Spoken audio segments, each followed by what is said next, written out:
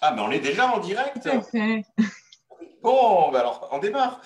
Allez, alors, écoutez, bonsoir à toutes et à tous. On est très heureux de vous retrouver après cette courte pause estivale. Bien sûr, bonjour Alison et merci de consacrer du temps pour ce live pour qu'on puisse répondre à toutes vos questions. Peut-être un petit mot, Alison?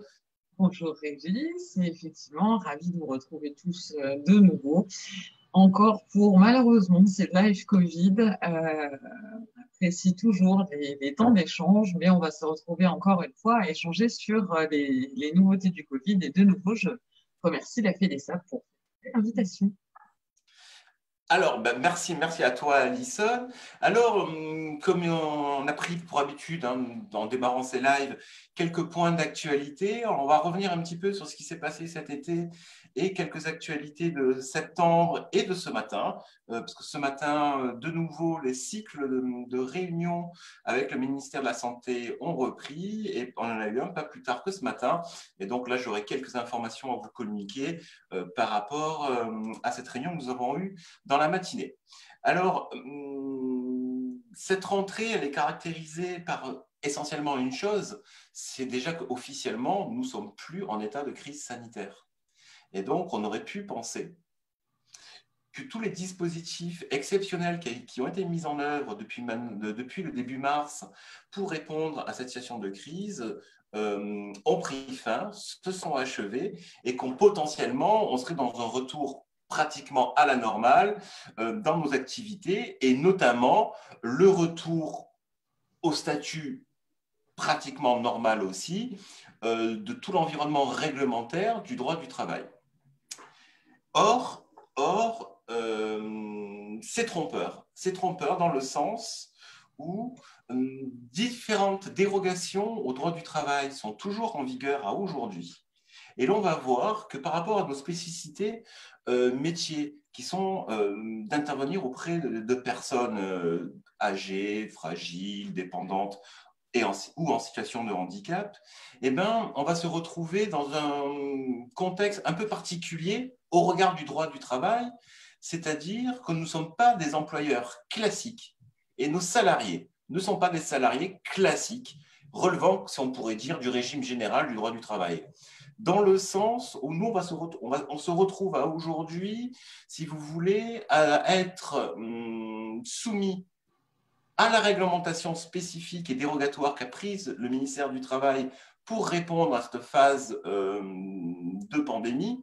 Et j'entends par là plus particulièrement les protocoles de reprise d'activité et de retour d'activité, et notamment le dernier protocole du ministère du Travail. Vous savez, ce fameux qui nous impose à tous le port du masque dans nos bureaux et qu'on est très content de cela. Ça s'applique à tout le monde, à tous les salariés et à toutes les entreprises. Et à côté de cela, on a, si vous voulez, des recommandations, des consignes qui émanent quant à elles du ministère des Solidarités et de la Santé, mais qui sont opposables, si vous voulez, qu'à nous, structures et établissements médico-sociaux. C'est-à-dire qu'elles ne sont pas opposables à un employeur classique. Et donc, il va falloir, si vous voulez, qu'on jongle entre ces deux champs normatifs, on pourra dire, un de droit commun qui est celui du ministère du Travail et un sus generis qui nous est particulier, qui est celui du ministère de la Santé.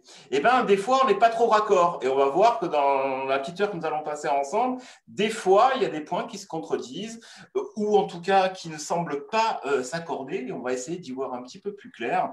Et bien sûr, c'est notamment la situation du salarié qui, d'un côté, pour le ministère du Travail, peut reprendre son poste. Et de l'autre côté, pour le ministère de la Santé et de la Santé, on nous a imposé des consignes particulières qui font que techniquement, on ne devrait pas repositionner le salarié sur son poste du travail, mais pour le droit du travail, il doit reprendre son poste. Et donc là, on va voir qu'on a un petit espace angle mort. C'est notamment ce qu'on va aborder de ce pas. C'est la fameuse situation de doit-on faire procéder obligatoirement ou pas aux tests de nos salariés avant leur reprise de poste. Donc ça, on vous avait fait une communication en début septembre, ça pose toujours problème aujourd'hui. Et on va essayer d'aborder un petit peu cela plus en précision. Et bien naturellement, comme à votre accoutumée, n'hésitez pas à nous poser des questions, nous interpeller en même temps. Alors, sur cette question des tests, l'origine, c'est ce qu'on appelle un MARS. Alors, c'est du jargon administratif, hein. Un MARS, c'est un message d'alerte rapide sanitaire. Donc, ça n'a rien à voir avec le mois de mars. Il a été fait au mois d'août, mais ça, c'est bien pour nous simplifier la vie. Donc, dans ce message d'alerte rapide sanitaire, alors en plus, ce qui est intéressant, c'est que ce message d'alerte, il est à diffusion restreinte, c'est-à-dire qu'il n'est pas public. Mais pour autant, il est adressé à l'ensemble des structures et établissements médico-sociaux. Que nous dit ce message d'alerte? Ce message d'alerte nous recommande, et on va faire un petit focus là-dessus, sur cette recommandation, de faire procéder à un dépistage PCR à tous les salariés qui rentrent de congé avant la reprise effective de leur travail. Alors, ceci est une recommandation. C'est-à-dire qu'il n'y a pas de sanction à proprement parler dans le cadre du régime de l'autorisation, puisque là, ce message d'alerte s'adresse exclusivement aux établissements médico-sociaux. Donc, ça, si vous voulez, ça relève qu'aux structures autorisées. Les structures déclarées ou agréées ne sont potentiellement pas concernées par ces recommandations. Cette recommandation, donc, nous invite à faire procéder à des tests de salariés s'ils ont été identifiés s'ils ont identifié une personne contact dans leur environnement, s'ils ont participé à un rassemblement de personnes nombreuses, un mariage, festival, concert, tout le genre de choses qu'on peut faire pendant en période estivale, hein, soit parce qu'il est au retour d'une zone à risque, ou alors qu'il est dans une situation de fragilité, c'est-à-dire immunodéprimé, insuffisance respiratoire, et ainsi de suite. Et enfin, s'ils interviennent auprès de publics fragiles ou vulnérables. Alors, pour le ministère de la Santé, ce qui nous a été rappelé ce matin encore par le ministre en charge des personnes âgées, on est censé, on est réputé, dans le cas de notre obligation de moyens, juridiquement, de faire procéder à un test à l'ensemble de nos salariés qui seraient amenés à intervenir auprès de personnes âgées. Bien sûr, c'est quelque chose de délicat à réaliser. D'ailleurs, parce que c'est un peu tard, hein, on est quand même déjà le 17 septembre et la rentrée elle est déjà derrière nous. Mais pour autant, on ne peut pas exclure le fait que potentiellement, si les structures n'ont pas pris cette précaution-là, on n'est pas à l'abri d'une mauvaise surprise de si éventuellement un de nos bénéficiaires contractait le Covid et que le seul contact qu'il ait avec l'environnement extérieur soit votre salarié. Ça, on ne peut pas l'exclure totalement. Alors, le risque, il est limité. Ça, c'était, si vous voulez, le cas de reprise, retour de congé.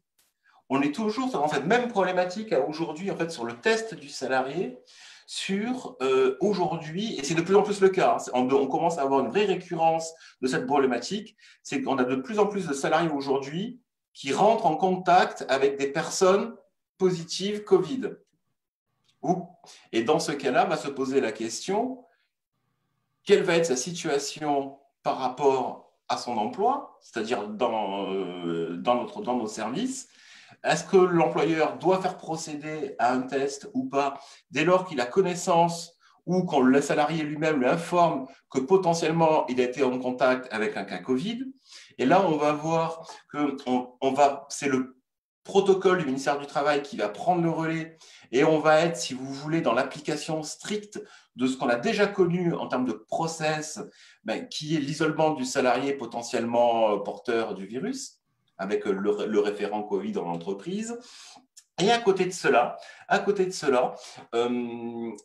il est intéressant à ce qu'on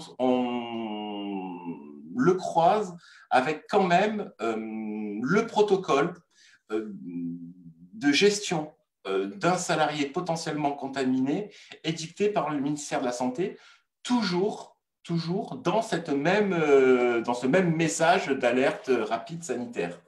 Dans le sens où, quelque part, la gestion de la situation repose, et c'est là où c'est un peu cocasse et ça va faire sourire, en tout cas Alison, je n'en doute pas, sur la médecine du travail. Parce qu'en réalité, on a vraiment, si vous voulez, voilà, je vois Alison. Parce que qu'est-ce qu'on nous rappelle?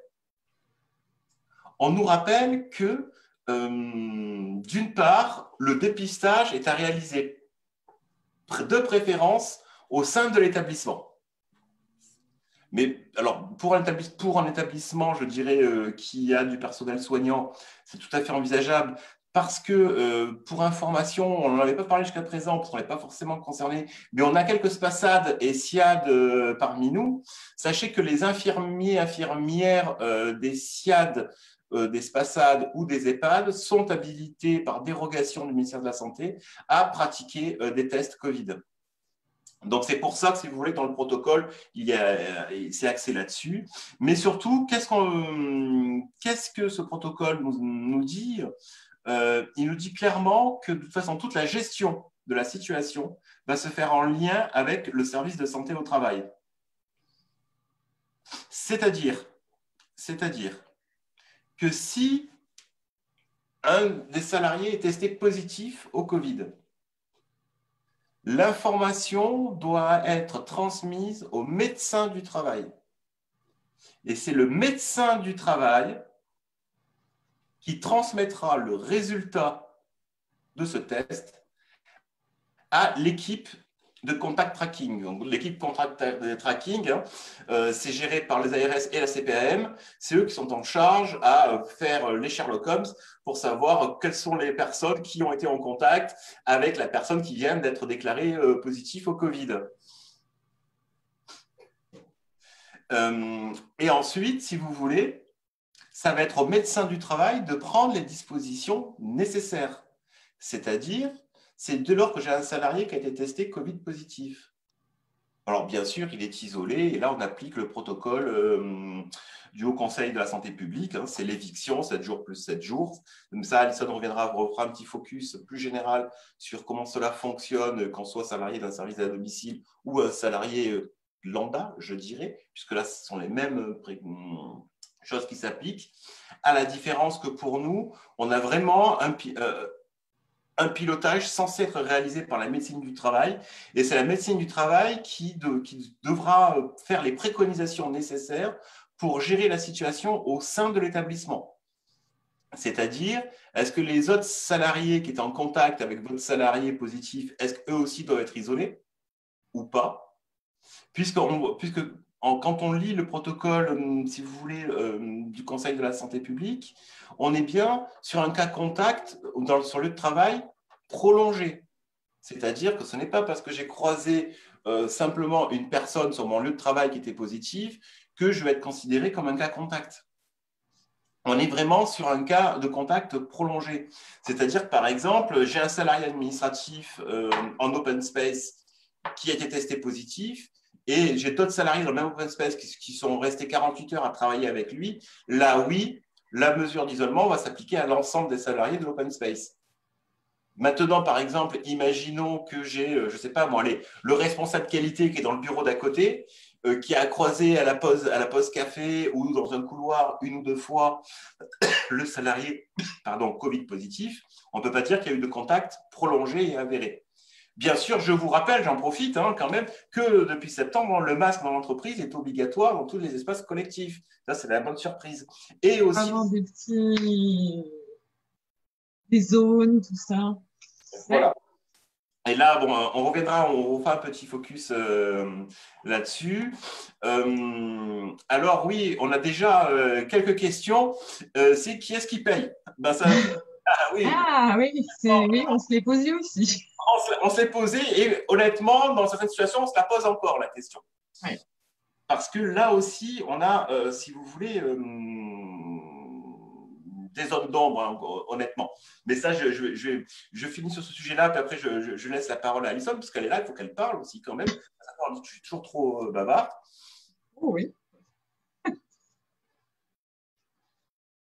Alors non, alors après, on a une autre question sur… Alors oui, après, on a, si vous voulez, il y a, si vous voulez, les cas contacts Covid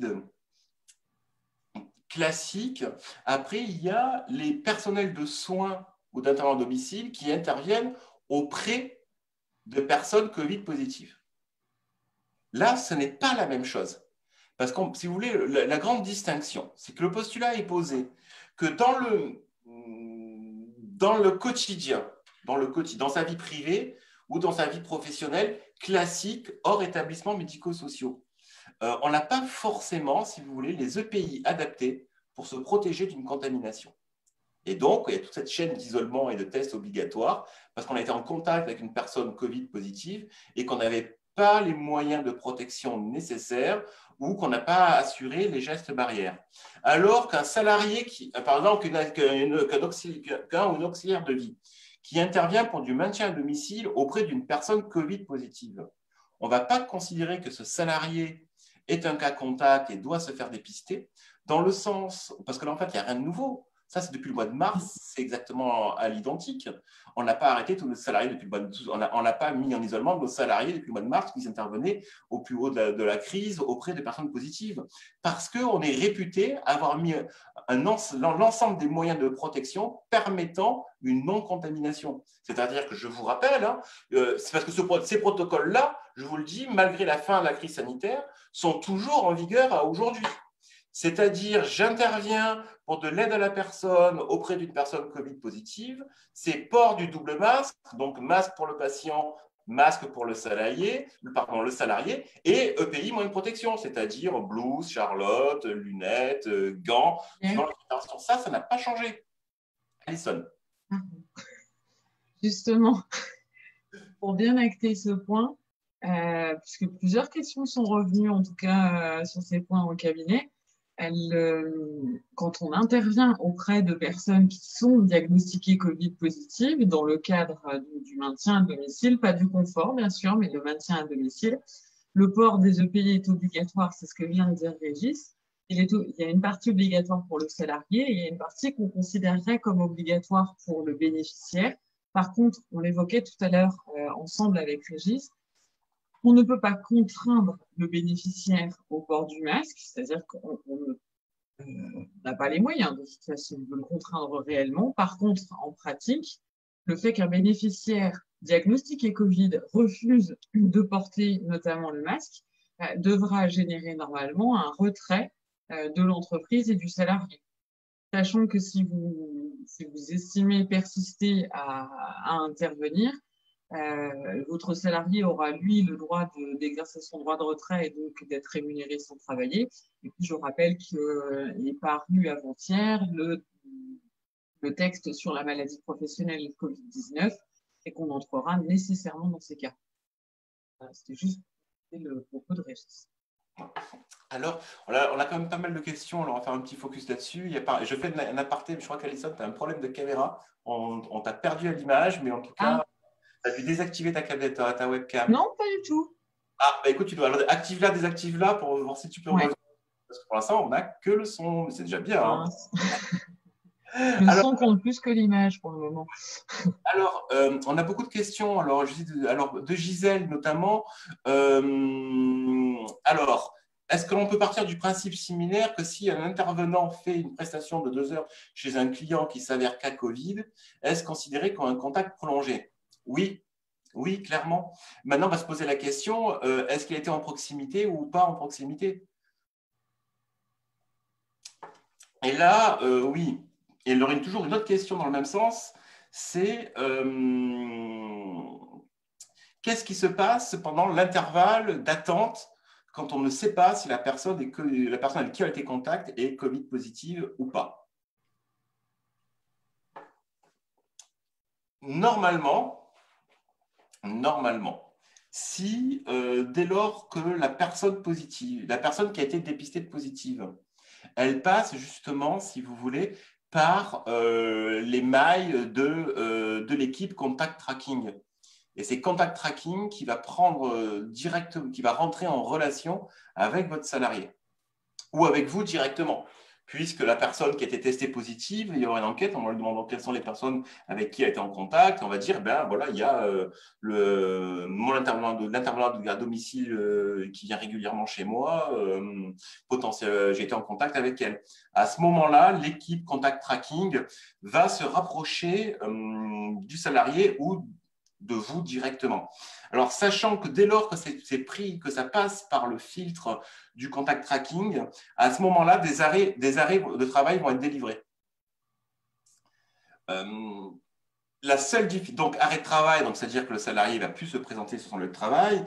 La seule problématique, mais ça je pense qu'Alison va revenir dessus, la seule problématique est que dans ce cas-là, depuis le 1er septembre, le régime d'indemnisation est revenu à la classique. C'est-à-dire que cet arrêt de travail-là ne permet pas l'éligibilité à l'activité partielle. Hein. C'est là, on est de nouveau dans un arrêt de travail, je dirais, classique. Mais à la différence par rapport à la période que nous avons connue, cette fois-ci, c'est que de nouveau, les délais de carence vont s'appliquer. C'est-à-dire qu'il y aura une indemnisation qu'à partir du 7e jour.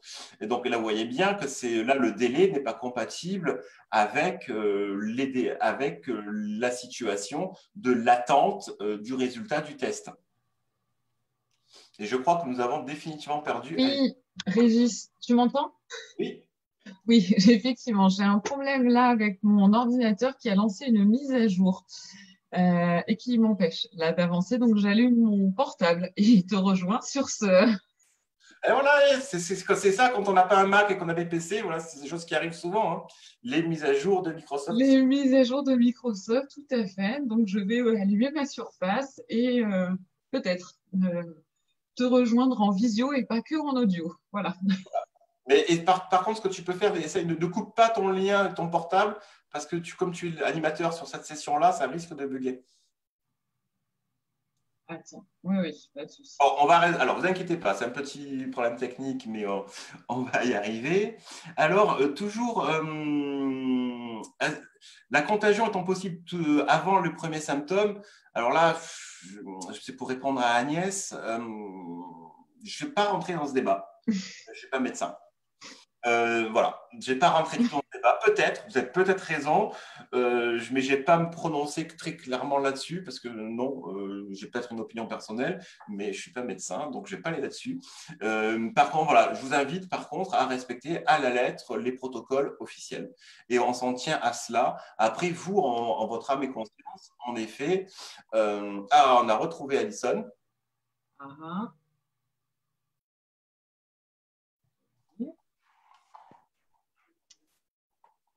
Alors, oui.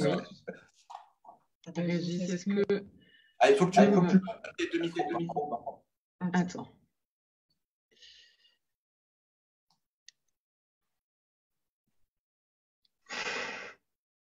Ah, joli.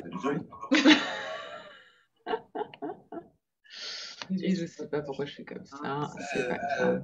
Oui, non, je vais m'en sortir. Ne t'inquiète pas. Il va bien vouloir me tourner ma visio. Je ne sais pas pourquoi. C'est pas grave. Bon, Régis, arrête de rire. C'est la rentrée pour plus ou moins de certains plus ou non, mais là, c'est appuyer sur le bouton.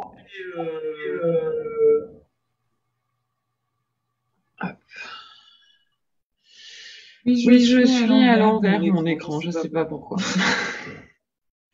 Voilà. Écoute, ça va venir. Est-ce qu'en revanche, on m'entend du coup? Oui, mais il faut que tu coupes le micro de ton ordinateur pour t'entendre. Voilà. J'ai coupé le micro du premier ordinateur. Est-ce que là, on m'entend? Oui, fort et clair. Mais on a une magnifique photo de toi, mais on ne te verra pas parler, ça ne marche pas. Alors, on t'a perdu en son. Ah, écoutez, désolé, on a perdu Alison.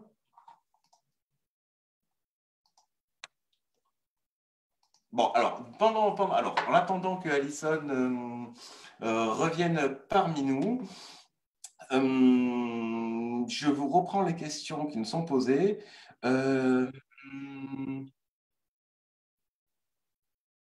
Alors, pour ce qui est des enfants, oui. Alors, pour les salariés, on a une autre question d'Éric qui nous dit pour tous les cas où ce sont les enfants des salariés qui doivent être attestés, obligeant les mamans à rester auprès d'eux sans aucun symptôme. Alors oui, là, je dirais, on a quelque part pour l'instant un trou dans la raquette, dans le sens où il n'y a plus d'arrêt pour garde d'enfants. Aujourd'hui, il n'existe plus depuis le 1er septembre. Donc là, je dirais, on est sur des dispositions relativement classiques qui sont soit le salarié pose des congés payés, soit une absence justifiée dans le sens où vous autorisez le salarié à être absent et il n'y a pas de, mais par contre, il n'y a pas de maintien de salaire. Mais sinon, les autres dispositifs aujourd'hui n'existent plus. Pour autant, alors un peu de points positifs. Ce matin, il était annoncé qu'au regard du nombre croissant et exponentiel de nombre de classes qui sont de nouveau en train de refermer actuellement, ça commence à reposer de graves difficultés dans les territoires, notamment en Occitanie, particulièrement autour de Toulouse, mais aussi dans d'autres villes de France. On a de plus en plus de nouveaux de salariés qui sont empêchés de pouvoir prendre leur poste du fait de la fermeture des établissements scolaires. Alors là, le ministre des personnes âgées nous a annoncé ce matin qu'il réactivait les dispositions d'accueil prioritaire là à partir de la semaine prochaine, donc le temps que ça se remette en place.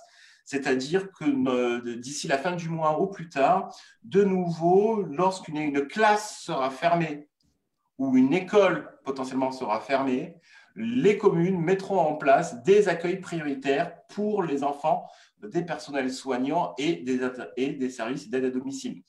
Donc voilà, déjà, c'est un peu pour vous rassurer. D'ici la fin du mois, ce dispositif est réactivé. Ce qui devrait normalement permettre d'éviter des arrêts de travail du fait de la garde d'enfants contrainte du fait de la fermeture des établissements d'accueil. Et je pense qu'on a retrouvé Alison. Si elle pouvait nous faire un petit signe. Je n'ai pas de... Tu m'entends ou pas? On t'entend fort et clair. Eh bien, écoute, très bien. Je suis en train... Ah, voilà, vous avez... Ça y est, tu as demandé que je recommence ma vidéo parce que... Eh ben non, c'est pas la bonne. Ben, retourne ton téléphone, tout simplement. C'est pas mon téléphone, c'est ma surface. Hein? Ah, j'ai rien dit.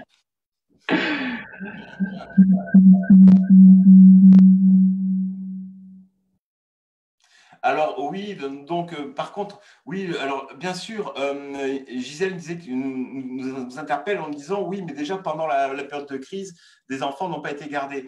Alors c'est vrai qu'on a la difficulté pour les salariés des services qui ne sont pas autorisés.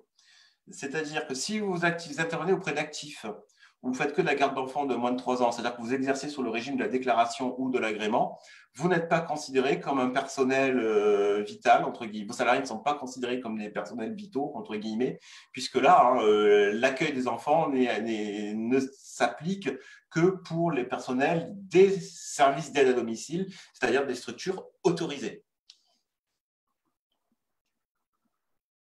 Alors, par contre, oui, Alison, malheureusement, je ne peux pas te relancer parce que c'est Diana qui a la main. Elle ne m'a pas donné les droits d'animateur, donc je suis coincé. J'espère que Diana nous écoute pour qu'elle te réautorise en animateur.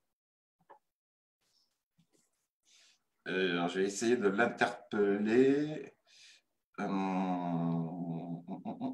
Voilà un petit peu. Alors, attendez, je vais faire 2 choses à la fois. J'espère que Diana nous écoute.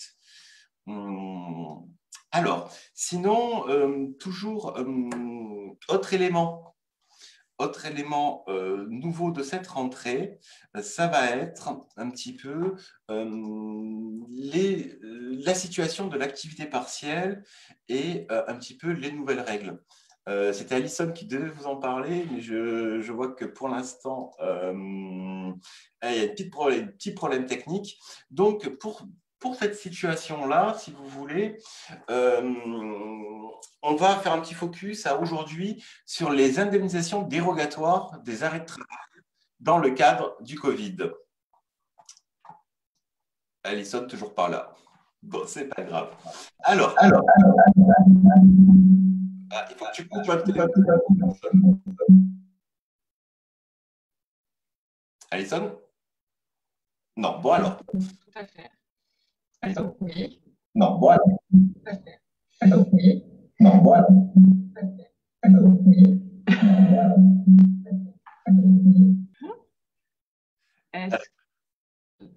Mince, est-ce que là tu m'entends? Fort et clair, c'est bon. Mais écoute, oui, on t'entend fort et clair, Alison. Écoute, on va t'écouter avec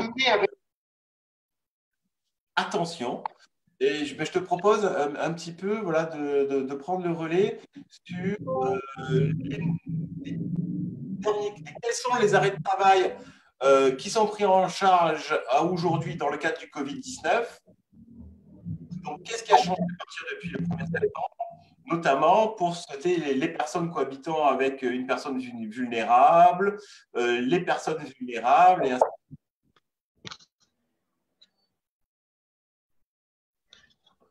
Est-ce que là ça marche? Oui, Alison. Alors, je vais retourner du coup ma tablette qui a décidé qu'elle ne voulait pas autre chose. Tu me diras si ça fonctionne. Voilà. Parfait. Et bien voilà.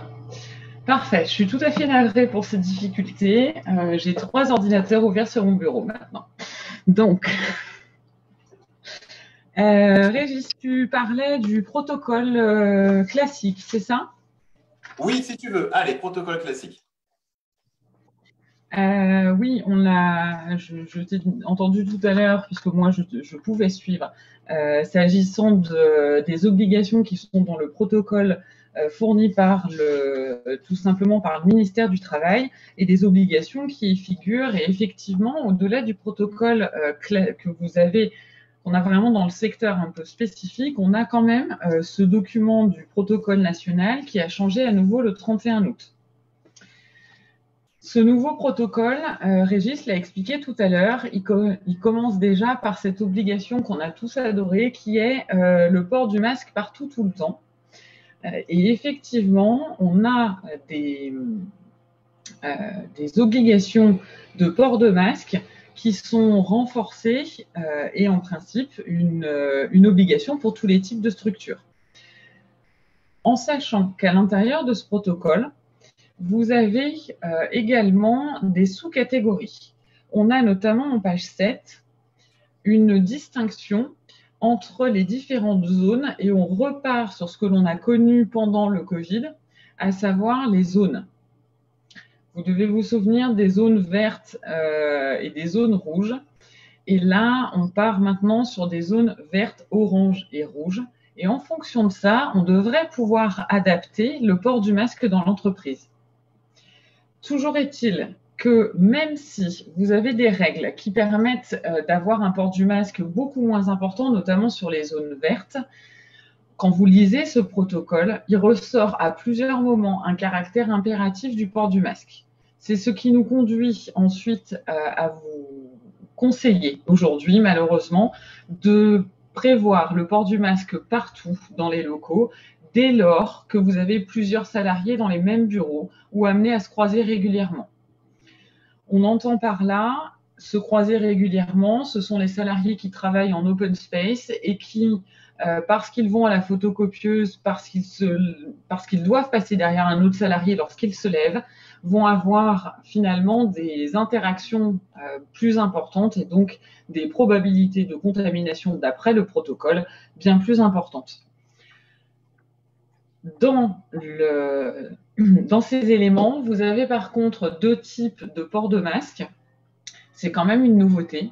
On a le port du masque tout public que l'on retrouve pour les salariés de manière classique, et vous le retrouvez dans les annexes du protocole.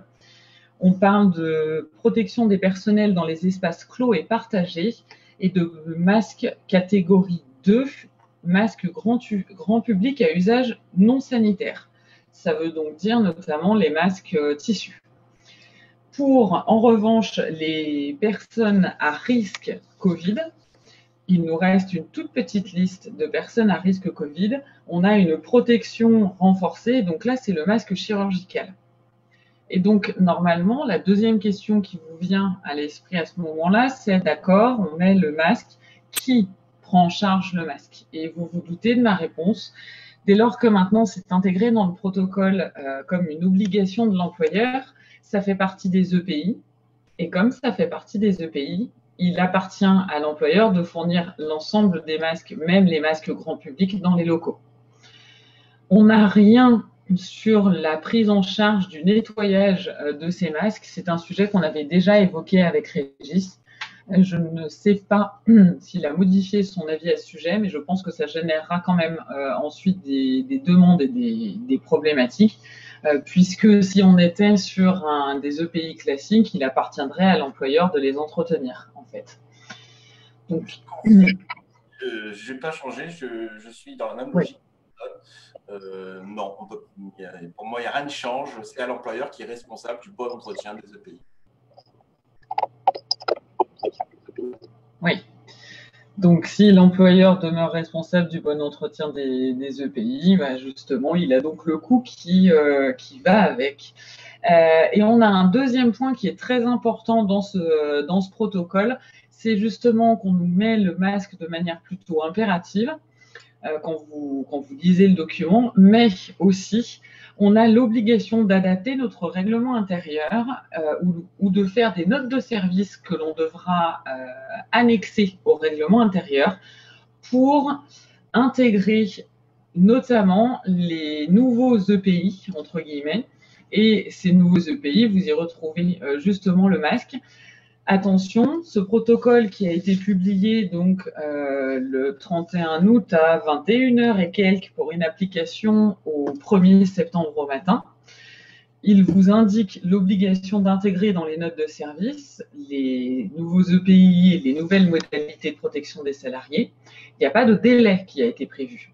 Donc en réalité, on est censé avoir déjà répondu à l'obligation. Alors dans la pratique, soyons clairs, on sait pertinemment qu'on n'a pas pu de manière aussi rapide prendre les mesures qui s'imposaient, mais vous retrouvez dans le texte et dans les documents des éléments qui vous précisent l'obligation de l'intégrer dans le règlement intérieur sur la partie santé-sécurité. Et c'est un échange que nous avions eu également avec Régis sur maintenant la possibilité de sanctionner les salariés qui ne portent pas le masque. Pensez bien que si on n'a pas pris la peine d'intégrer dans le règlement intérieur ou dans une note de service annexée au règlement intérieur l'obligation du port du masque et la possibilité de sanctionner comme un EPI classique, eh bien à ce moment-là, on aura beaucoup plus de difficultés après à aller engager une procédure de rupture du contrat pour faute. Pensez également que cette obligation d'intégrer dans le règlement intérieur, elle répond aux obligations classiques du règlement intérieur, à savoir je consulte mon CSE et je fais ma communication auprès de la directe. Donc cet élément-là, ça va être très facile pour les directs de savoir si vous êtes en règle ou non, puisqu'ils sont censés recevoir vos notes de service sur ces nouveaux EPI. Pour ceux qui ont des structures de moins de 50 salariés et pas de règlement intérieur, puisque depuis cette année, c'est 50 salariés, avant c'était 20. Ceux qui l'ont déjà, on ne peut pas l'enlever. Mais pour ceux qui n'ont pas de règlement intérieur, il faut quand même prendre des notes de service pour expliquer le port du masque et ses conséquences, et également en faire communication. Alors là, si je peux faire juste une petite intervention, je dis là, faites bien attention sur ces EPI de bien dissocier les salariés fonction support, c'est-à-dire qui n'interviennent pas à domicile, des salariés qui interviennent à domicile. puisque là, on n'a pas les mêmes règles et les mêmes obligations. C'est-à-dire, par exemple, je prends comme exemple, sans réouvrir, d'abord, on a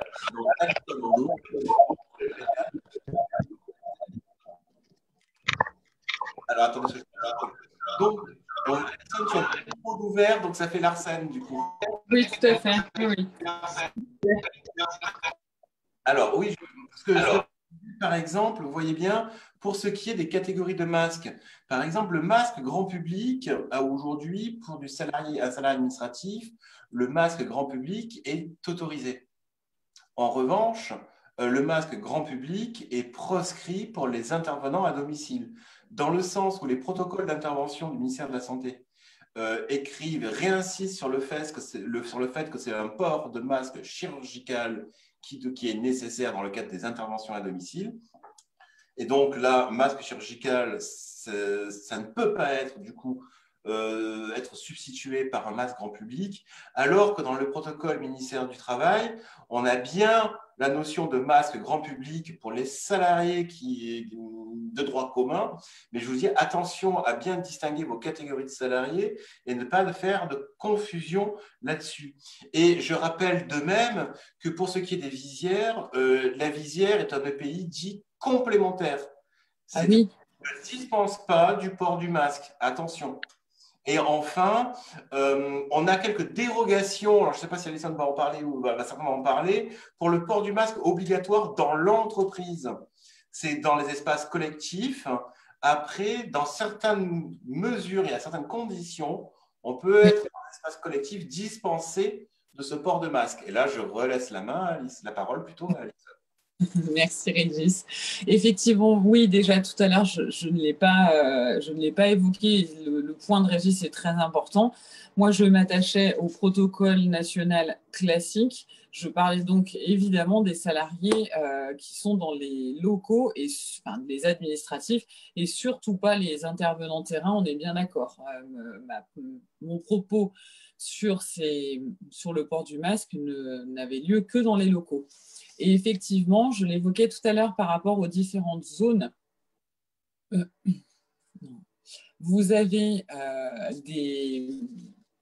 des différences entre les zones vertes, orange et rouge, et notamment dans les zones vertes, on a la possibilité de ne pas utiliser le masque et de prévoir notamment des visières. Par contre, attention, le protocole, comme je le disais tout à l'heure, c'est très très fin comme distinction.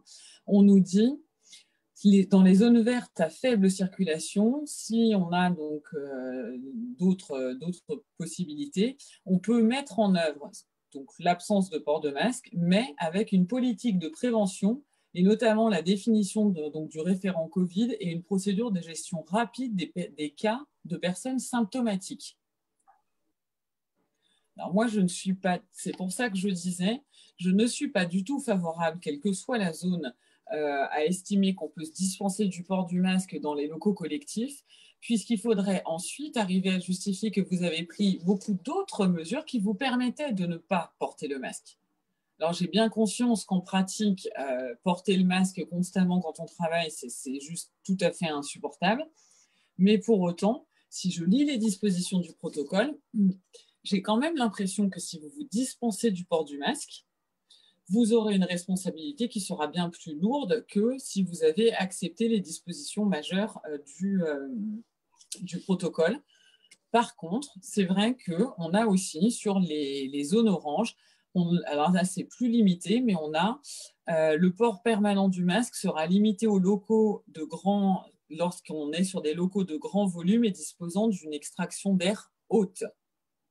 Et c'est pareil, c'est quoi une extraction d'air haute? Je n'ai pas de définition. Je vois Régis qui rigole, et voilà. Moi, Enfin, je dirais pour une fois, malheureusement, je dirais, en regardant tout cela, on devait faire un conseil, et pas un conseil de juriste, mais je dirais un conseil plutôt de bon sens, c'est que quelque part, vu tous les cas de figure que nous avons, les conditions plus ou moins floues ou artistiques qui sont posées pour avoir des dérogations. Il est quand même plus prudent de simplifier et de dire que c'est le port du masque obligatoire pour tous, quelle que soit la condition.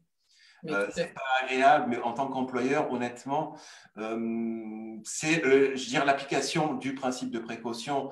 C'est ne commençons pas à essayer de voir dans quel cas de figure on peut ne pas porter de masque aujourd'hui, parce qu'on voit bien, on est tellement sur des cas particuliers qui, à mon sens, sont vraiment sujet à interprétation et qu'un inspecteur du travail va avoir la sienne. On l'a déjà connu avec les EPI, malgré des protocoles officiels qu'ils avaient que faire, qu'ils se sont assis dessus. Donc aujourd'hui, si on doit peut-être vous donner un conseil, c'est écouter pour l'instant, masque. Voilà, masque. Je suis tout à fait d'accord avec toi, Régis. Je ne vois pas comment ensuite on pourra argumenter correctement face à un document pareil, puisque on a trop d'incertitudes. C'est-à-dire que si vous regardez rapidement le protocole, dès lors qu'on vous dit port du masque obligatoire dans telle ou telle situation, vous avez vraiment des formulations impératives. Les seuls moments où on commence à vous dire on pourrait enlever le masque, j'ai des formules qui sont très floues. Il est possible de retirer temporairement son masque à certains moments de la journée. Vous voyez, vous ne répondrez donc pas aux obligations et on avait eu une discussion sur la portée juridique de ces textes, malgré le fait que leur portée juridique soit tout à fait limitée, parce que ce ne sont pas des textes de loi, ça n'en sera jamais. Il faut aller soutenir ça devant une juridiction et il faut réfléchir à comment ça se passera devant le Conseil de prud'homme. Alors, on a toujours, sur un petit peu ce protocole, quelques questions particulières. Et ouais, se pose la question, alors, elle n'est pas nouvelle, mais elle est toujours d'actualité, c'est quelle est la situation des salariés qui déjeunent ensemble dans un local de l'entreprise, première question. Et la seconde question, quel réflexe, quelle réaction peut-on avoir lorsque nos salariés refusent de porter un masque? Alors, sur la première question, les déjeuners dans l'entreprise, dites-vous bien qu'il y a toutes les règles que nous devons appliquer en entreprise, et notamment pour les déjeuners, les cantines, etc., pour lesquelles on est obligé de continuer à appliquer ce protocole sanitaire. Et puis à côté, il y a la partie restaurant et tous ces éléments-là. Puisque régulièrement, c'est comme ça qu'on me repose la question. J'ai bien conscience que s'ils sortent, ils peuvent déjeuner tous à la même table du moment qu'ils ne dépassent pas 8 actuellement, ou 10, ça dépend, côte à côte et sans mesure. Par contre, que l'on soit clair, le protocole sanitaire, lui, nous oblige à essayer de maintenir la distance entre les salariés, d'avoir donc la distance d'1 mètre, d'avoir suffisamment d'espace en face à face pour éviter les contaminations. Donc, le déjeuner dans l'entreprise, pensez que ce local, il n'est pas exclu en fait de l'application du reste du dispositif sanitaire classique. Pour ce qui est de la deuxième question, le refus du port du masque, ça revient un peu à ce que j'ai commencé à développer tout à l'heure. Le masque rentre dans les équipements de protection individuelle. On a maintenant quand même relativement cette certitude. Si le masque rentre dans les équipements de protection individuelle, j'estime que je dois donc pouvoir sanctionner si le salarié refuse de porter son masque. Par contre, ça fait suite à nos échanges précédents. Il faut impérativement que l'on ait mis à jour notre règlement intérieur et il faut impérativement aussi que notre DUER soit à jour, à titre d'exemple pour les documents utiles, pour que l'on puisse ensuite s'en servir pour sanctionner le salarié.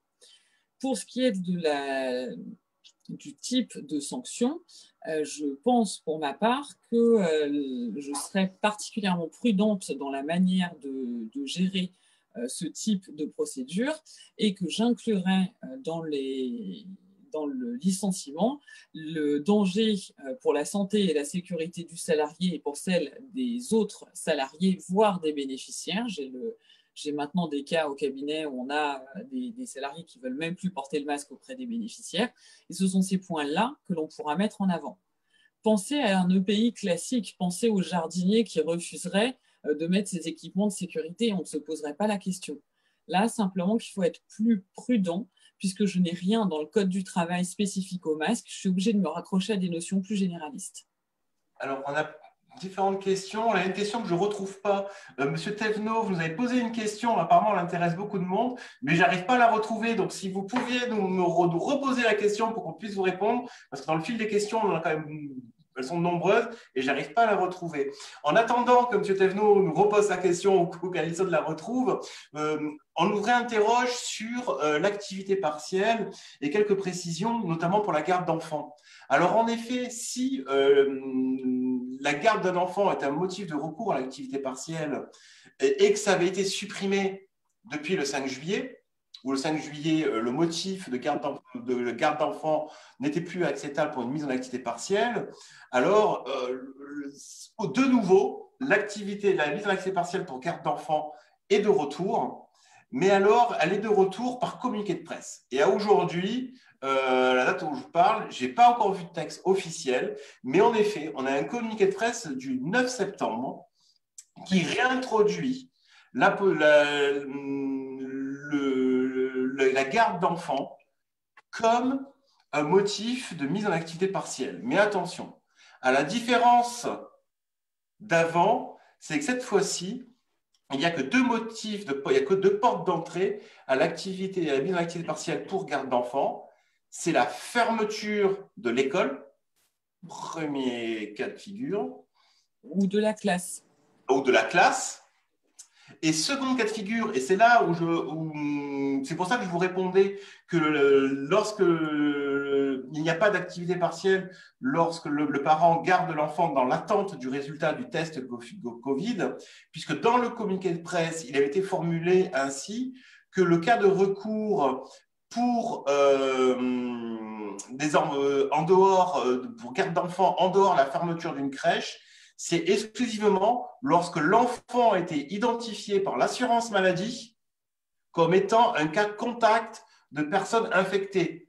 C'est-à-dire que dans le cadre de l'équipe contact tracking, l'équipe a identifié l'enfant de votre salarié comme un cas contact.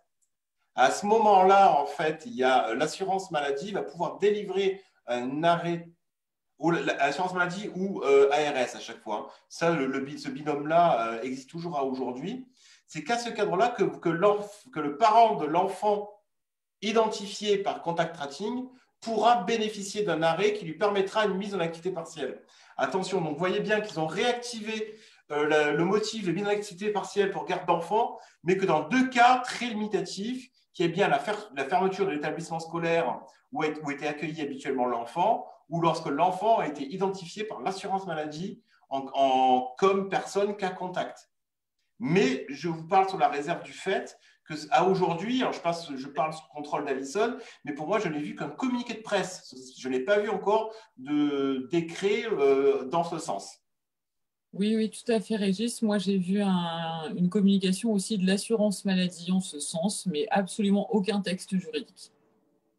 Alors, ça veut dire aussi, du coup, c'est que vous voyez bien que, attention à demander vos renouvellements d'autorisation d'activité partielle. Parce que comme pour une grande part d'entre vous, on a eu plutôt 3 mois, 3 à 6 mois d'autorisation d'activité partielle. Et là, il faut penser à les renouveler, à demander le renouvellement de votre autorisation d'activité partielle. Alors, normalement, aujourd'hui, ça ne pose pas de difficulté. Tu as vu, Régis, la question de M. Thévenot est revenue. Il s'agit d'une question avec 4 sous-questions. Merci. Alors, je fais la première, tu fais la seconde. Alors, la première, le conjoint a de la fièvre et tout, mais n'a pas fait de test. Doit-il s'isoler? Un arrêt de travail est-il nécessaire? Je ne suis pas médecin. Non, mais concrètement, oui, si la personne est symptomatique, et là c'est le cas, fièvre plus tout, ben, la personne va se faire dépister, elle va se faire tester. Oui, mais s'il ne le fait pas, on n'est pas qu'à contact. Non, ben, on n'est pas qu'à contact. Ah bah oui. Elle ne le fait pas, donc il ne s'isole pas. il ne s'isole pas. Je veux dire, là, de toute façon, sachez bien que pour tous les dispositifs, la porte d'entrée, c'est le test. Oui.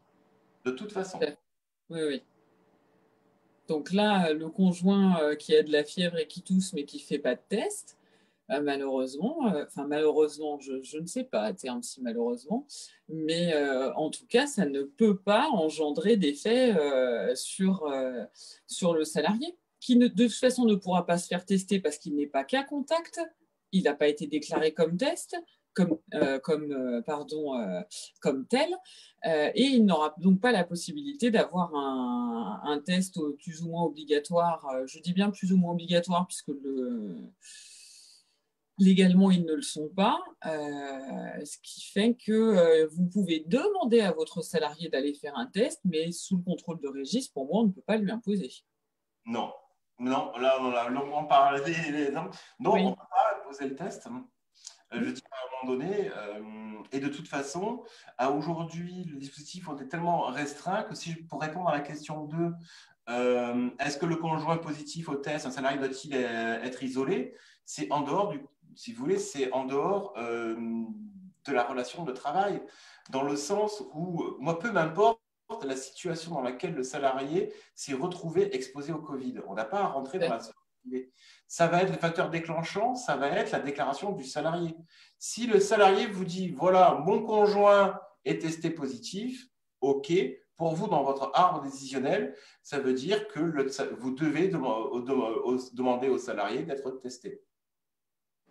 Tout à fait. J'ai le même. Je pose la question, et si le salarié refusait de se faire tester, est-ce qu'on peut le contraindre? Alors clairement, non.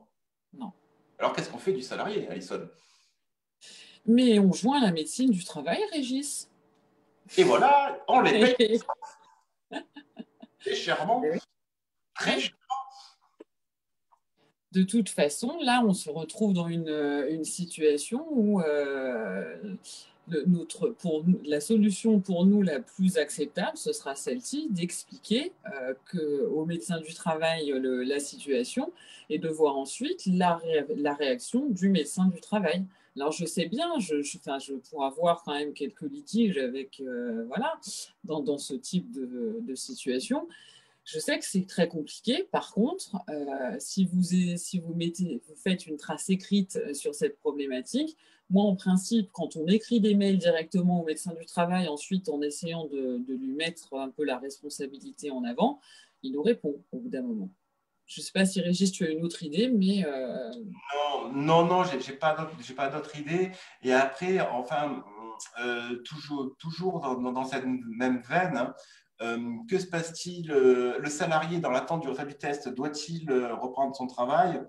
Doit-il rester en poste? Alors, je dirais concrètement. Et là, c'est un peu problématique et on risque d'être pas forcément d'accord avec Alison. En tout cas, oui, alors c'est une question que nous avons posée très clairement au ministère de la Santé et pour eux, leur position est limpide et écrite, hein, puisqu'ils nous l'ont écrit, ils l'ont confirmé par écrit. Dans l'attente du résultat d'un test, le salarié ne peut pas reprendre son poste de travail. Voilà, c'est très clair. Alors maintenant, quel est le statut de ce salarié-là? Je vous dirais, de toute façon, à aujourd'hui, les arrêts dits Covid sont les arrêts de maladie, hein, dits Covid, c'est-à-dire les arrêts prescrits par le médecin traitant ou par d'ailleurs le médecin du travail éventuellement. Le délai de carence, de nouveau, s'applique.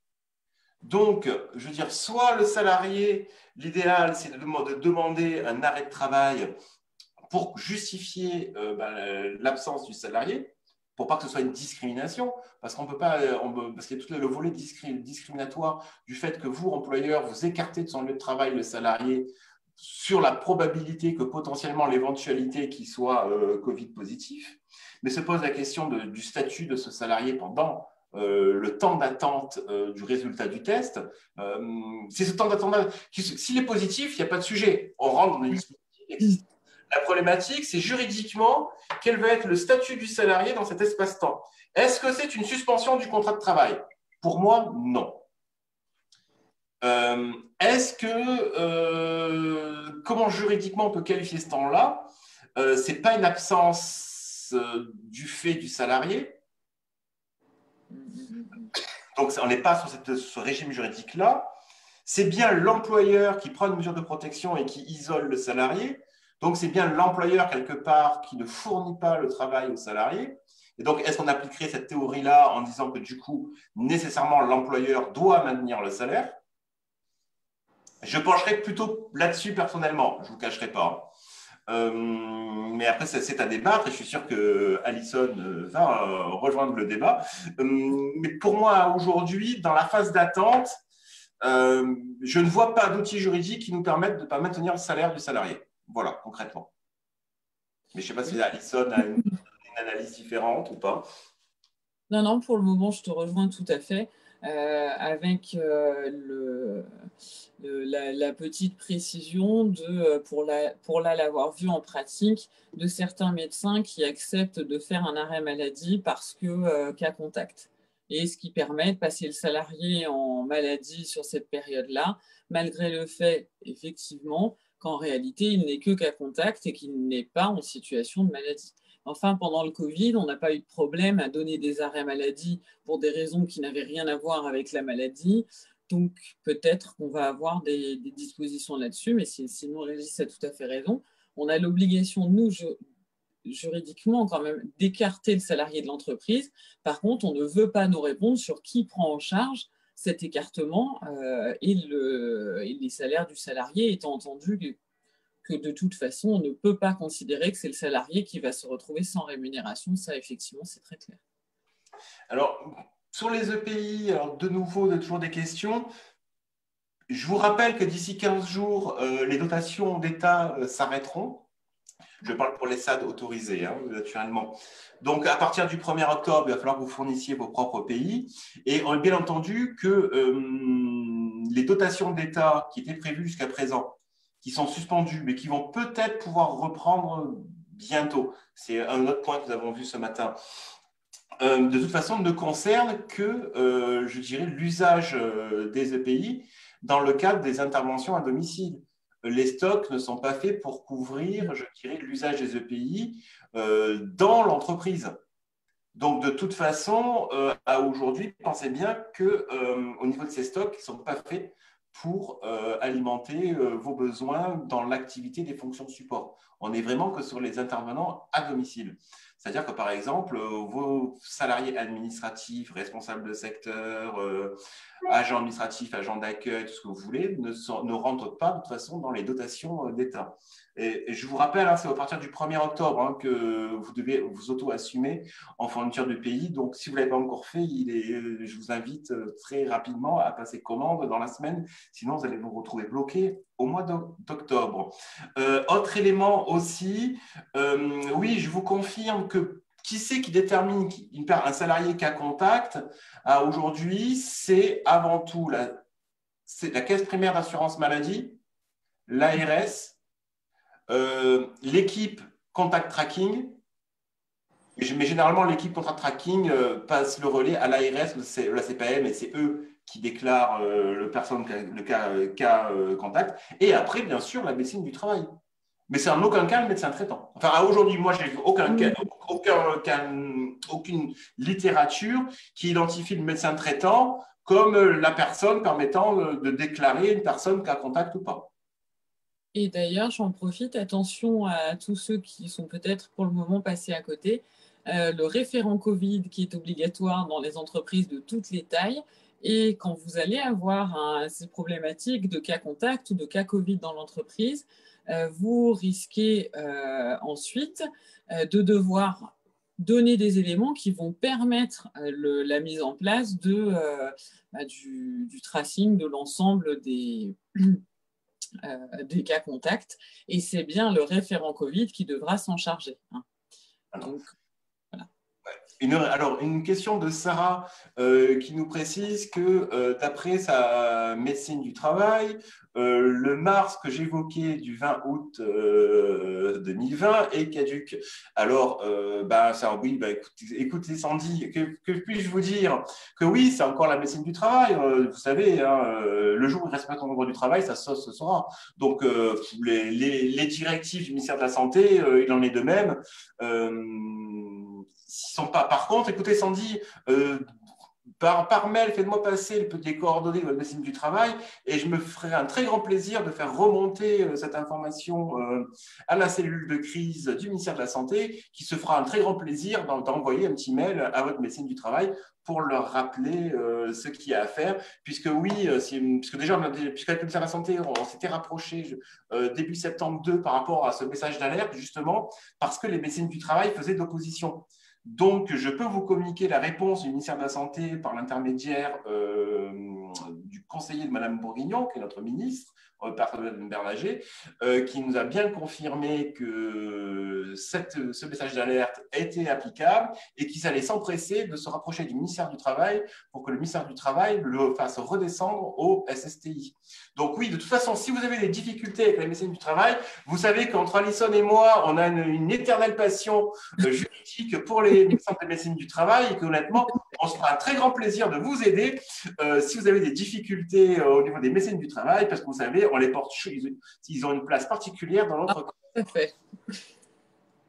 Alors, en même temps, j'essaye de voir si on a d'autres questions. Alors oui, en attendant, un autre point, parce que le temps file, hein, c'est déjà 20h10, je voulais juste vous faire un point d'actualité sur cette fameuse prime Covid, parce que ça fait un petit moment qu'on n'en a pas reparlé, depuis l'annonce présidentielle comme quoi l'État contribuerait à hauteur de 600 millions d'euros de mémoire, non 80, au financement de la prime Covid. Où on en est?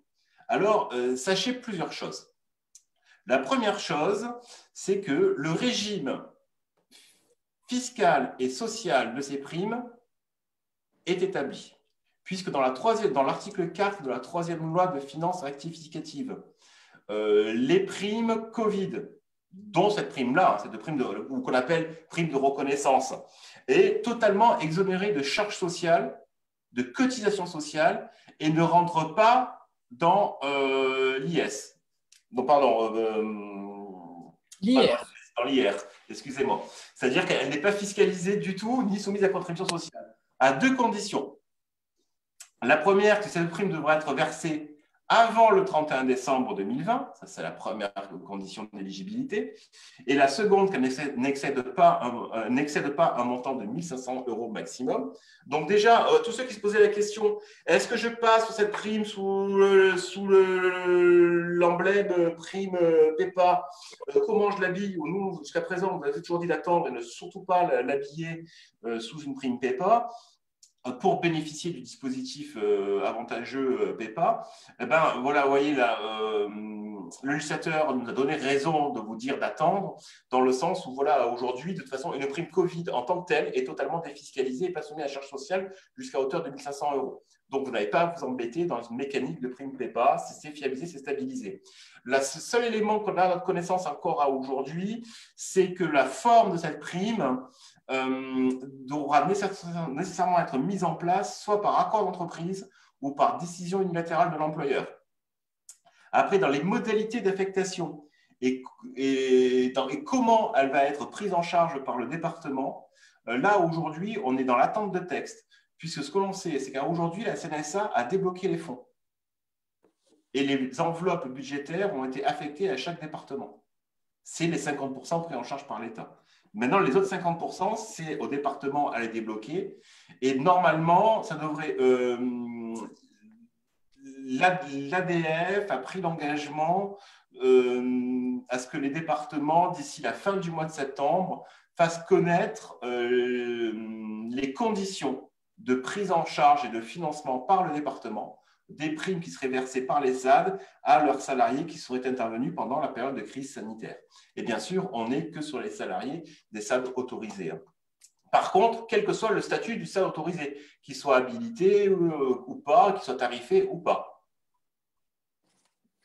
Alors oui, alors après, alors attention.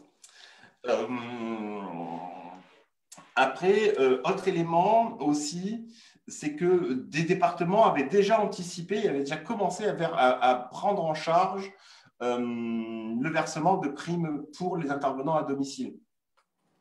Ces versements-là rentreront dans le dispositif. Mais sachez qu'aujourd'hui, les fonds de la CNSA n'ont pas encore été versés au département. Ce sera fait à la fin du mois. Mais pour autant, il y a déjà des départements qui ont déjà contribué, eux, sur leurs fonds propres, je dirais, au financement, au versement d'une prime Covid. Donc, ça va venir en complément. Alors, le montant, non, on ne le connaît pas. Aujourd'hui, on n'a aucun texte qui nous fixe. On a simplement la loi de finances rectificative, la troisième loi de finances rectificative qui nous dit que jusqu'à 1 500 €, c'est non soumis à charges sociales, à prélèvements sociaux. En revanche, est-ce que c'est 1 500 € qui seront versés dans les critères, si on a réuni tous les critères d'éligibilité, est-ce que ça peut aller jusqu'à 1 500 €? Alors aujourd'hui, on ne sait pas. Ni 1000 d'ailleurs. Il est fort probable que chaque département va fixer un petit peu le montant d'une prime. Hein. Ça, il faut s'y attendre encore. Donc, vous voyez, l'égalité de ce prime pour tous, ce n'est pas encore gagné, mais c'est un peu prématuré. Mais voilà, sachez qu'il devrait avoir je veux dire, des nouveautés. Enfin, on devrait avancer d'ici la fin du mois là-dessus, parce que bien entendu, les salariés les demandent et de toute façon, on est toujours vigilant sur ce sujet. Alors, y a-t-il un texte clair à pouvoir transmettre à nos comptables sur la prime? Oui, le texte clair, Isabelle, c'est l'article 4 de la loi de finances la troisième loi de finances rectificative. Ça, c'est un texte clair. C'est le grand 1 de l'article 3. Écoutez, faites-moi un petit mail par ensuite et je vous le recommunique si vous voulez, sauf si je l'ai sous la main là et je vous le mets dessus. Bah, écoutez, je laisse un peu la parole à Alessandre, comme ça me permet de vous trouver l'article 3 et je vous le mets dans le chat à votre attention de suite. Oui, pour compléter tes propos, justement, Régis, sur la prime Covid est versée par les départements.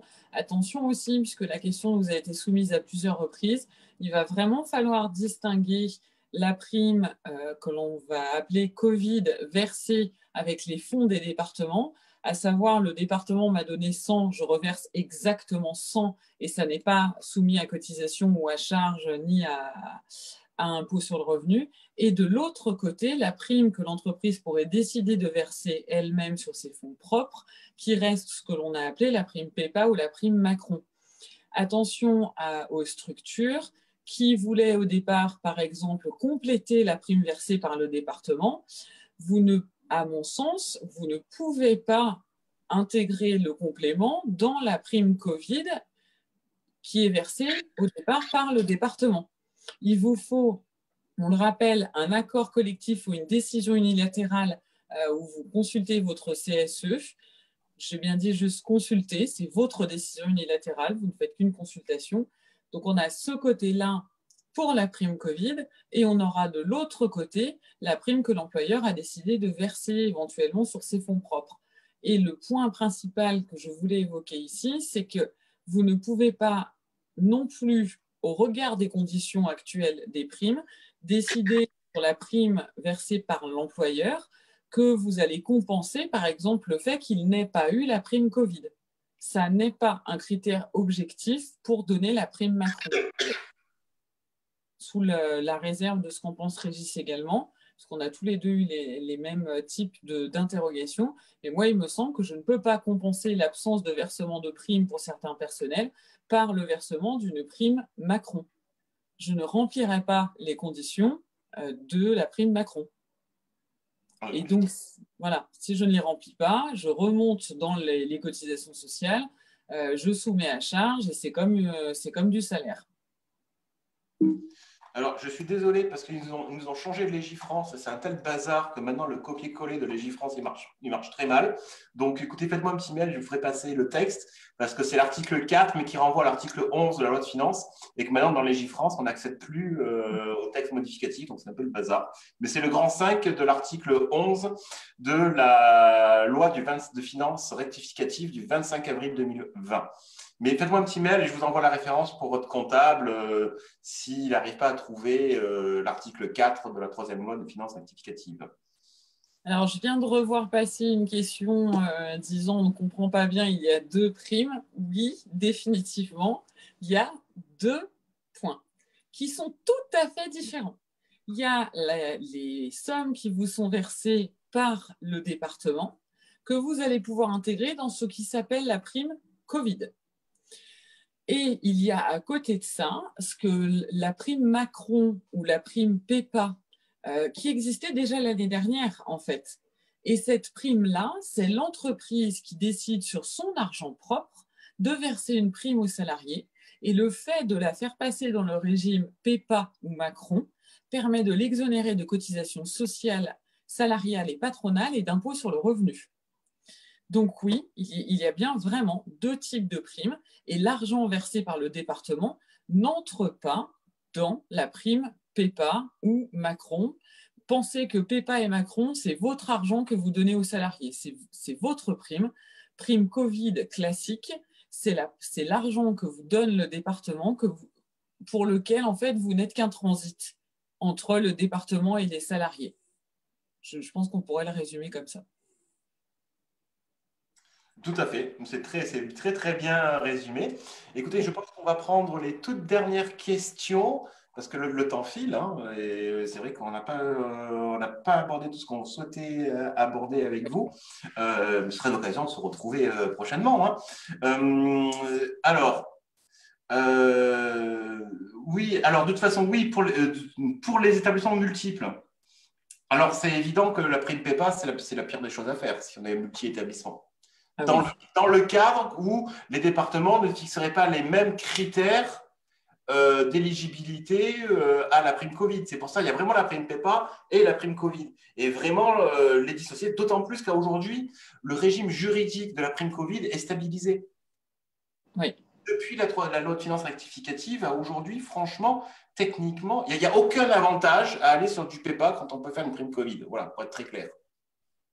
Oui, tout à fait. Et au-delà de ça, en plus, justement, si vous êtes entreprise avec des établissements multiples, vous demeurez, vous, soumis au même régime pour l'intégralité de l'entreprise et donc à une égalité entre les salariés.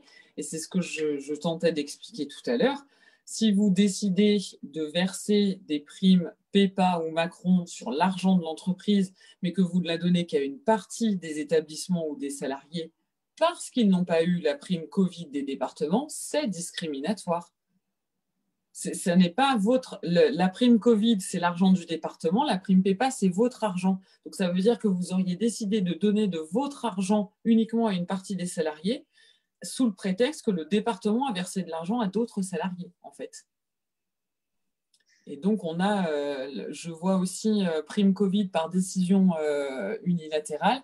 Oui, ça peut être ou par décision unilatérale, avec consultation des membres du CSE ou par accord d'entreprise que l'on séparait, ce que l'on ne conseille pas. À mon sens, il vaut mieux faire une décision unilatérale. C'est plus facile à mettre en place en sachant que pour la prime Covid des départements, il faudra bien faire attention aux critères que les départements ont pu vous donner. Oui, je vois Régis qui hoche la tête. Voilà. Sachant que, attention, d'un département à l'autre, on n'aura pas forcément les mêmes critères. Donc aujourd'hui, il est délicat, je vois des questions posées sur les critères. On est assez embêté parce qu'on pense qu'il n'y aura pas forcément les mêmes critères d'un département à l'autre. Par contre, il y a un principe qui sera intangible. C'est-à-dire le calcul du montant de la prime sera nécessairement et impérativement, si vous voulez, couplé ou indexé sur un nombre d'heures d'intervention APA ou PCH du salarié qui peut bénéficier de la prime. C'est-à-dire que la prime par département ne concernera que les salariés qui ont travaillé auprès des bénéficiaires de l'APA ou de la PCH. C'est-à-dire que dans votre SAD, si vous avez des salariés qui, pendant la période de crise sanitaire, par exemple, ne sont pas intervenus auprès de bénéficiaires de l'APA ou de personnes en situation de handicap, ils ne rentreront pas dans les critères d'éligibilité à la prime Covid financée par le département. Typiquement, vous avez un salarié par une assistante de vie, par exemple, qui intervient auprès d'une personne âgée, mais pas dans le cadre d'un plan d'aide. Ce salarié-là ne sera pas éligible à la prime Covid du département. Donc, de toute façon, quel que soit le département et quels que soient les critères qui seront mis en œuvre, il y aura un fil conducteur que déjà vous pouvez acter, c'est que le système s'articulera autour du principe basé sur un nombre d'heures d'intervention réalisées auprès de bénéficiaires de l'APA et de la PCH. Alors, nombre d'heures d'intervention ou proportion par rapport aux salariés. Même les salariés à temps partiel, dès lors qu'il intervient auprès de personnes âgées en situation bénéficiaire de l'APA, ils seront éligibles. Donc le montant de la prime peut être maximum, qu'on soit à temps partiel ou à temps complet, on peut l'imaginer. Mais la porte d'entrée sera toujours bien le fait d'avoir intervenu auprès des bénéficiaires de l'APA ou de la PCH. Ça, ce critère ne sera intangible. Hein. Et avec donc, au-delà de ça, les éventuels critères supplémentaires qui seront mis en place par certains départements. Très clairement, personne n'aura la main sur le choix des critères des différents départements. Alors après, comment expliquer cela aux salariés non concernés, nous pose Fabienne. Que dire C'est-à-dire que c'est le département qui fixe les règles, c'est pas vous. Je sais, alors c'est un peu une réponse de Gascon ou normand, comme vous voulez. Bon, je suis ni Gascon ni normand, donc ça tombe bien. Mais c'est le département qui fixe. De toute façon, le département ne finance que les interventions auprès de personnes de bénéficiaires de l'APA ou de la PCH. Donc c'est vrai que c'est peut-être un peu injuste. Les salariés qui ne toucheraient pas de prime parce qu'ils ne sont pas terminés là-dessus, bah oui, mais je dirais, vous savez, il y a quand même beaucoup de salariés qui ont travaillé pendant toute la crise sanitaire, Oui. qui n'ont pas perçu de prime particulière. Hein. Mais on pense notamment au secteur de l'alimentation, etc., hein, qui, eux, n'auront pas de prime et pour autant ont continué à travailler pendant toute la période. Voilà, donc, oui, alors après, rien ne vous interdit, vous, volontairement, dans votre décision unilatérale, de prévoir ce cas de figure-là.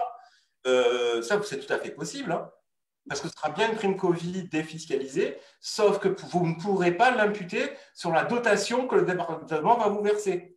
Attention, vous pouvez tout à fait le faire. Il n'y a pas d'interdiction. Vous pouvez, vous d'autres. Là, on parle bien de, si vous voulez, l'interaction prime Covid dans le cadre d'une dotation du département.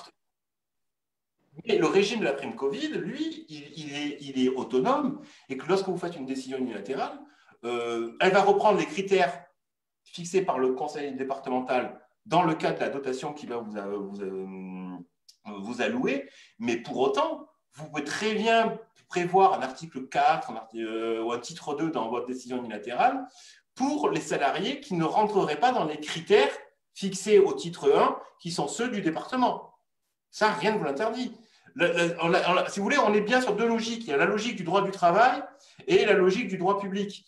La logique du droit public, ça va être la relation, ça va être ce qui va encadrer votre relation entre le département et vous dans le cadre du versement d'une dotation financière, puisque là, on est sous la forme d'une dotation, qui est soumise à condition. Ça va être du contractuel. Vous allez signer un contrat avec le département, de toute façon, pour cela. Mais rien ne vous interdit, vous, dans votre décision unilatérale ou dans votre accord d'entreprise, de prévoir titre 1, prime Covid, dans le cadre de la dotation prise en charge par le département, titre 2, prime Covid, en dehors du cadre des critères d'éligibilité de la dotation du département. Vous pouvez tout à fait l'envisager. Hein. Bon, je ne dis pas forcément de le faire, attention. Hein, mais pour reprendre votre question, je vous dis, vous avez des outils pour prévoir notre disposition. Et attention, ne faites pas de compensation. Oui, oui, oui. Voilà, ne dites pas, bah, si dans le département de Bonne-Sang, bah, en fait, je vais donner que 80 et les 20 vont me permettre d'alimenter, de la redistribuer à ceux qui ont pas eu la prime. Attention, les 20, vous allez devoir les rembourser au département. Donc attention, ne me faites pas de compensation. Hein. Alors, pourra-t-on compenser avec une prime Macron seulement à ceux qui n'auront pas de prime Covid ? Ça va me sembler compliqué.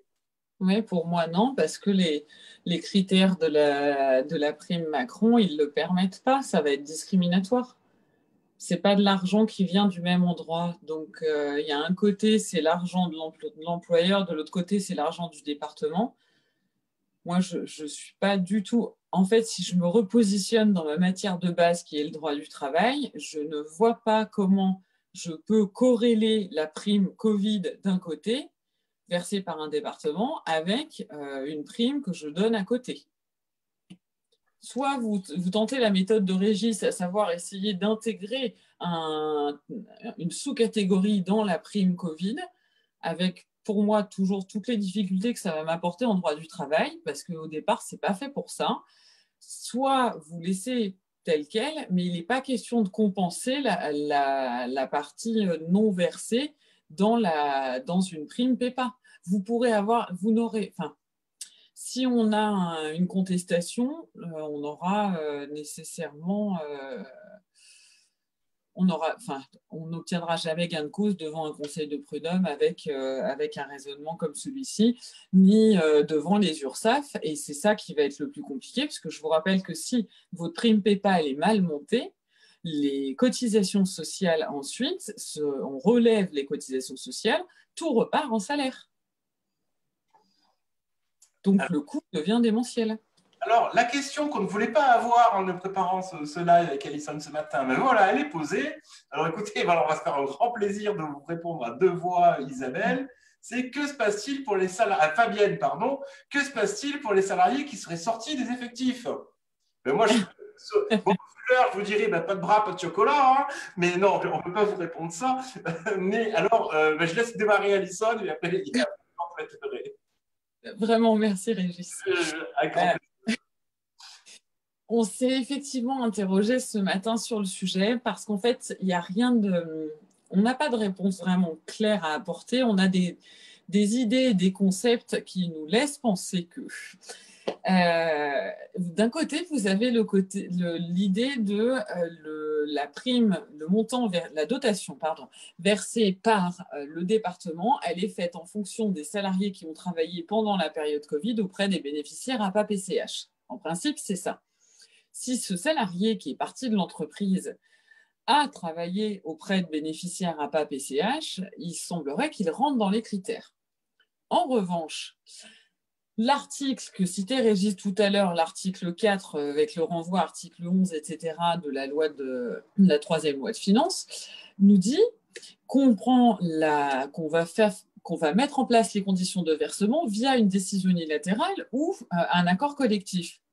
Dès lors, je comprends qu'il m'est possible de mettre en place des critères, notamment de temporalité et de présence du salarié dans l'entreprise au moment du versement ou non. Et j'ai justement eu le cas pour un département qui a expressément répondu à la structure qu'il n'avait pas entendu mettre en place de critères sur cet élément-là et qu'il comprenait tout à fait que si on versait la prime au mois de septembre, il n'était pas question d'aller récupérer tous les salariés qui étaient partis de l'entreprise jusque-là pour leur verser la prime Covid. Il s'agit cependant d'un unique département et le raisonnement, je pense, pourra trouver un contradictoire assez rapide. Donc, je laisse Régis compléter justement le propos. Alors, c'est pas un complément, mais ça va être une confortation. Je pense qu'à aujourd'hui, ce qui est évident, c'est qu'il faut prévoir la situation dans votre décision unilatérale ou dans votre accord d'entreprise. C'est de régler le problème des salariés présents ou pas présents. À aujourd'hui, on pencherait plus pour tout simplement le versement de la prime est conditionné aux salariés présents dans les effectifs au jour du versement de la prime. C'est ce qui nous semble le plus raisonnable. Parce que même techniquement, honnêtement, parce que verser une prime à un salarié qui est sorti des effectifs, ça veut dire que déjà dans la paye, il va falloir que vous remettiez en activité le salarié dans la paye, ce qui n'est pas forcément possible suivant les logiciels. Pour ceux qui sont avec, j'ai en tête Sage Ligne 100, pour refaire un bulletin de salaire nouveau sur un salarié clôturé et sorti des effectifs, bravo, il faut le redéclarer en fait, hein, concrètement. Donc déjà, il y a un vrai problème d'opérationnalité technique, c'est comment verser la prime et la faire apparaître dans vos livres de paie pour un salarié qui a été clôturé. C'est pas si facile que ça. Après, je dirais, lui, le département, il s'en moque un petit peu. Parce que lui, dans ses critères, il va dire, voilà, le critère, c'est un salarié qui est intervenu pendant la période de crise sanitaire auprès des bénéficiaires de la PCH. Si on apporte la preuve du nombre d'heures d'intervention qu'il a fait, ça légitime l'utilisation de la dotation pour le versement de sa prime. Il ne va pas trop s'occuper, c'est un petit peu la réponse que Alison vous disait. Il a dit, oui, vous pouvez, si vous voulez, la réserver qu'aux salariés présents au sein de l'entreprise au jour où vous allez la verser. Mais bon, vous faites un peu comme vous l'entendez, ils vont pas trop, ça les regarde pas trop.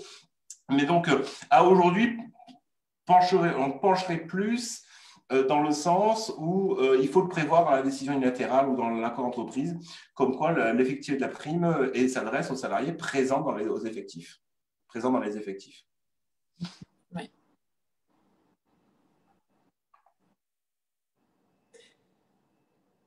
Je n'ai pas accès à la liste des questions, Régis, donc je ne sais pas si tu as une belle question pour conclure. Ou... Écoute, non. Sur quelle période doit-on calculer le nombre d'heures PCH et APA? Honnêtement, Isabelle, pour l'instant, on ne peut pas vous répondre parce que ça va être les départements qui individuellement vont fixer leurs propres critères. Donc là, aujourd'hui, si vous voulez donner l'information maximum qu'on avait à aujourd'hui sur ces primes-là, après, aujourd'hui, on est toujours dans l'attente de texte. Hein.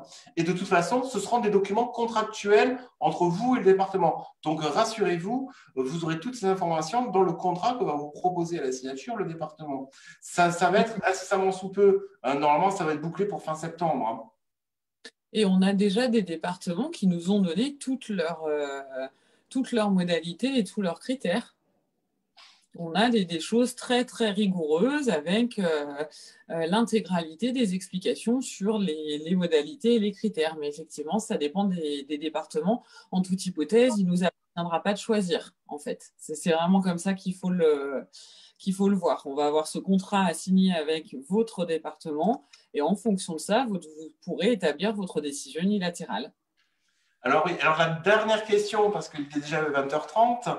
Alors, la période d'éligibilité à la prime Covid, c'est la période de confinement ou de durée des crises sanitaires. Alors, à aujourd'hui, on parle bien de crise sanitaire, pas de confinement. Hein. Donc, ce sera tous les salariés qui sont intervenus auprès des bénéficiaires de la part de PCH pendant la crise sanitaire, c'est-à-dire jusqu'en juillet, de mars à juillet. Je vais me dire que ça... d'urgence. Pardon. Non, vas-y. Non, excuse-moi. Non, je voulais juste compléter la période d'état d'urgence sanitaire. Oui. Donc, ensuite, est-ce que les départements vont se caler sur autre chose? Peut-être, honnêtement, on ne peut pas l'exclure. Mais de toute façon, je pense que, comme la participation à hauteur de 50% par l'État va être versée par la CNSA, je pense que dans les conditions de versement de la CNSA auprès des départements, ils vont fixer un minima des critères, enfin, je l'espère, et notamment la définition de période éligible, je l'espère. Mais on reviendra vers vous là-dessus. Et non, la FEDESAP, malheureusement, ne peut pas verser de primes aux employeurs. Mais par contre, on en est bien désolé, Isabelle. Mais non, on n'est pas assez... À aujourd'hui, ce n'est pas possible. Hein. On s'en excuse, on aimerait bien. On sait que pour vous aussi, ça a été compliqué, délicat, que la fin de l'année va être aussi délicate. Mais non, malheureusement, il n'y a pas de prime employeur. Hein. Je suis totalement désolé. Et oui, c'est toujours pareil, de toute façon. Bien d'accord avec vous. Mais rassurez-vous, nous n'avons pas non plus eu de prime Covid malgré tout. Voilà. Écoutez, s'il n'y a pas une question urgente, capitale, vitale, ben, écoutez, on va se laisser pour ce live. Écoutez, ben, c'est toujours un très grand plaisir. Hein. Donc, on s'excuse pour le petit problème technique qu'on a eu au démarrage. Mais on s'améliorera, on fera les mises à jour de l'ordinateur avant de débuter le live, ou alors on clique sur non, voulez-vous faire la mise à jour? Ben, il y a deux possibilités. Mais donc, écoutez, ben, je vais laisser le mot de la fin à Alison. Merci Régis, c'est tellement agréable en plus quand tu termines comme ça pour laisser le mot de la fin. Donc oui, mes excuses les plus sincères pour mes difficultés techniques. Je suis revenue à mon bon vieil iPhone et là, vous voyez, ça a marché correctement. Je ne me ferai plus avoir.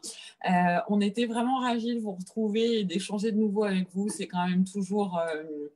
c'est toujours agréable parce que voilà, on a plaisir à échanger sur des problématiques qui vous sont communes et parfois assez difficiles. Et de nouveau, on aura plaisir, Régis et moi-même, à vous retrouver prochainement si le besoin s'en fait ressentir. Mais j'ai dans l'idée qu'on va avoir des nouveaux textes et que... Oui. Oui, oui, je pense que incessamment sous peu. Et donc, juste, allez, le mot de la fin, oui, les salariés administratifs seront aussi éligibles à la prime Covid normalement. Parce que j'ai vu ça en même temps que vous disant au revoir. Donc voilà, c'était vraiment le mot de la fin. Merci à tous, excellente soirée. Et bien sûr, on vous retrouvera très prochainement et avec grand plaisir pour un nouveau live. Bonne soirée à vous et bonne continuation. Au revoir. Merci, au revoir. Et merci à Alison aussi de la participation.